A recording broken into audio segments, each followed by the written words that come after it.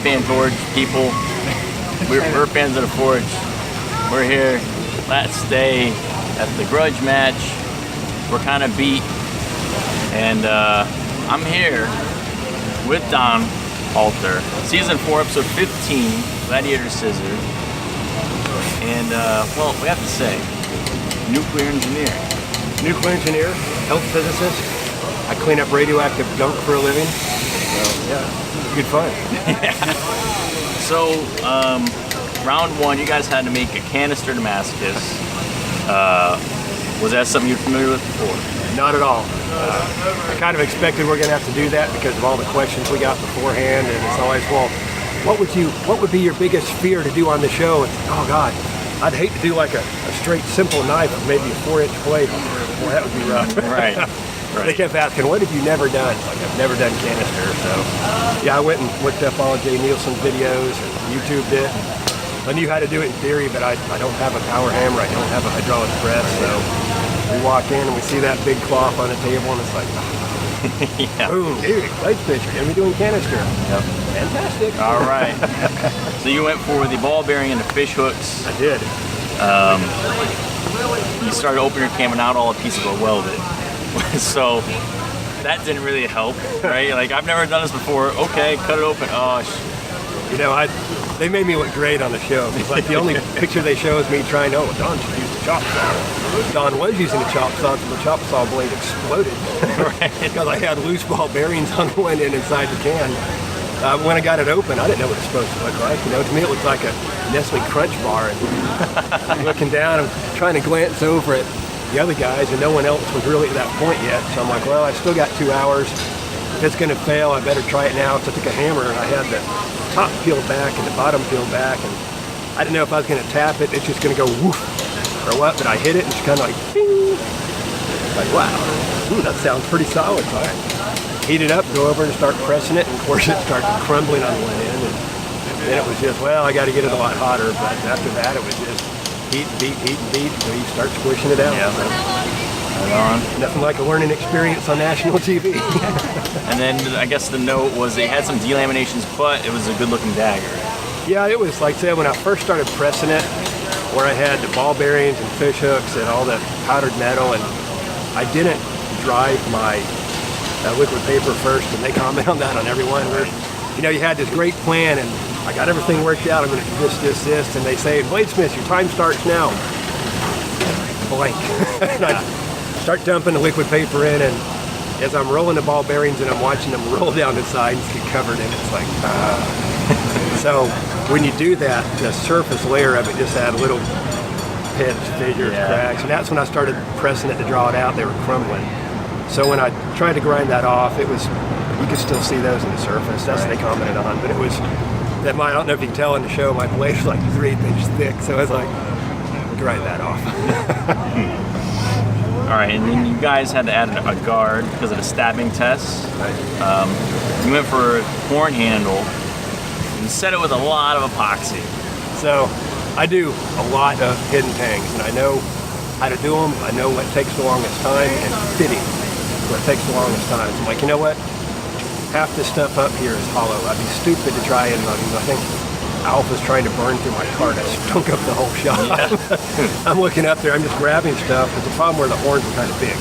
So I found one that was small enough that it would fit, that I could sand it down, but it was the Impala or Plus Bach, one of those African horned animals. And so the inside was like 1 inch diameter hollow. But you know, they had 20 jugs of epoxy up there. Right? So like, why not? I super glue along the bottom to seal it up and just start pouring epoxy. Awesome. I dumped it all on a plate and just bent the plate just so I could pour it in. Yeah, that's an interesting technique, but hey, you get the job done. Let's see. So, drum stab did well. Were you worried about any of those tests? So the biggest thing was the drum. Because in one episode, they stabbed the drum on the side. And handling radioactive waste all the time, I'm pretty familiar with where the thick parts are in the drum. And I knew the ball bearings were 52100, you know, high chrome steel. and you can't see the light in there. I mean, they always see all the smiths like leaning down along the edge of the forge. We're looking for the shadows so we can tell more or less what temperature our blade's at. And the lighting's great for filming, sucks for bladesmithing. Yeah. So I knew I had this thing too hot when I quenched it. And I have no idea how to temper them. They always say, well, master bladesmith, temperature nice. Okay, how hard does that mean? Yeah. So, you know, and I had no idea if it was going to break, because when I went to put the pommel cap on, I hit the tip, and my tang tip just exploded. Like pieces are bouncing off the wall, and, Yeah. and I dropped the F-bomb on TV, and they actually missed it with the bleep by about a quarter second. That's my claim to fame. Yeah, so I'm like, man, if the back end of that, where I had it by the tongs, was that brittle, I can only imagine what the blade is. So, yeah, when he picks it up, and it's like watching Jay pick that blade up and start to come into that drum, it's like just holding your breath. It's like, whoa, whoa, whoa. It's like, one piece, yeah. So I was afraid he was going to do that or something with it, and I knew that any lateral pressure on that would just, pow, snap it. So round 3, you have to make a Gladiator Scissor. When they revealed that, what were you thinking? So, Francesco did armoring back in Italy, and I've been doing medieval armoring for almost 30 years now.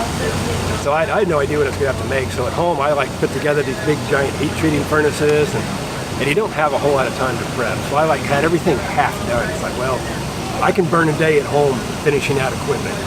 Then they pull this, we walk out and we see the clock, and I'm thinking, you know, we all hang out in the hotel, and it's like, well, what do we all have in common? It's like, well, Francesco's done axes, Jason's done some beautiful Damascus fire axes.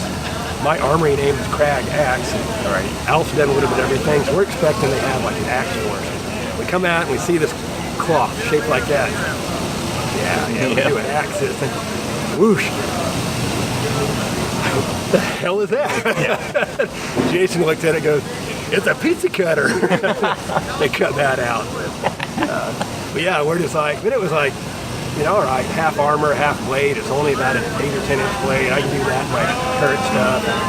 So they go through, it's like, you know, Don, what are you thinking? Hey, fantastic, man, I got this. Jason, how about you?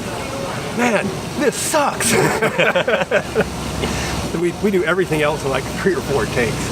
And that one they did in one, and they said, oh, you know, y'all's expression, we can't repeat that. Then they didn't use any of it on the show. Oh. So all the show is just going, oh, and that was it. Of course. So, you were going for a 3-piece guard. You did have some trouble getting your pieces to fit. You know, I just trying to get that one kind of just slide in there. I remember. Yeah.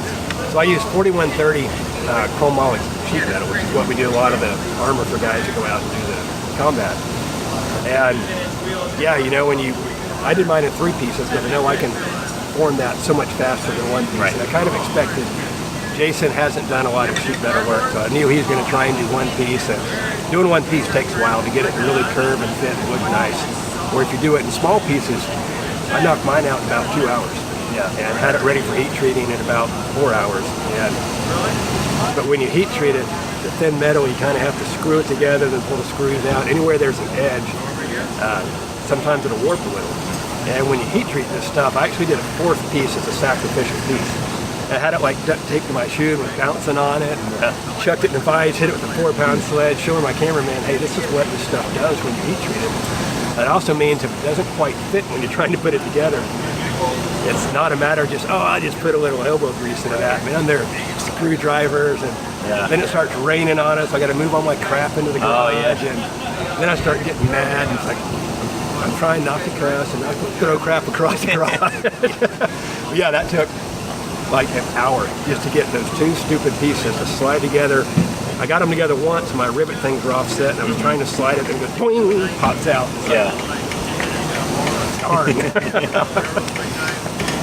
Dave's hand is rubbing on the inside of yours. Of course, we've heard that he has some big hands, right? So, what are you thinking? Is this really going to be a big deal, or is it going to be a deal breaker, you think? So, when I made it, it rubbed on my knuckle too. Right. And that's why I lined the whole thing in doe skin. I actually put 2 layers of doe skin. It's like, because to take it apart and just even move it a 1/4 inch would have been a complete rebuild. And it's like, you know what? he's going to bitch about it rubbing. I knew that. But I was like, I don't see this being a deal killer. Then we're back there, and it's like when you first get back and shake hands, you're like, oh, damn, his hands are bigger than I thought. So I see him over there putting it on, and he's making these expressions, and he's turning it. It's like, uh-oh. And he's looking over at me, and then you see him go ahead and put it on, and he just says that, comes walking over. It's like, all right, he's at least going to use it, so we're good. But then he goes to cut, and it's just, I mean, it was, you don't get the full sound effects watching the TV. And just, you know, when he's cutting with the other guys, with Jason's, and when he turns with mine, it's just all you hear is just this whoosh. And it's just slicing this thing open, and all the rice falls out. Then he goes to gut punch it, and he like stops. And I'm like, well, it failed to cut like I was expecting when I did the punch cut. Like, well, you stopped your cut, man. And then he's like, yeah, you know, and well, it was really pounding on my knuckle, and he pulls his hand out. And his knuckle was red, white. It's like, all right, man, I'll catch you some slack on that. Of course. So you won. I did. And you beat Oklahoma. I did. And Jason started that one. Yeah, we had a blast on set, and he and I have such similar personalities. We were razzing each other pretty good.